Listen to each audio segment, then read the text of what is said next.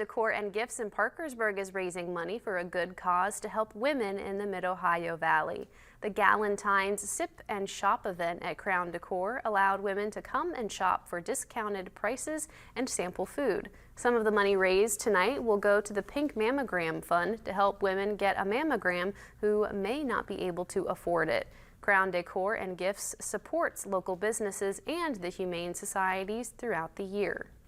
You know, anytime that we can open up our doors and not only serve the community by being a retail store that they walk into as a small business, but when their support can be passed on to a local nonprofit organization, it thrills our hearts. It really does. And there's nothing like thrilling your heart on Valentine's Day or around Valentine's Day.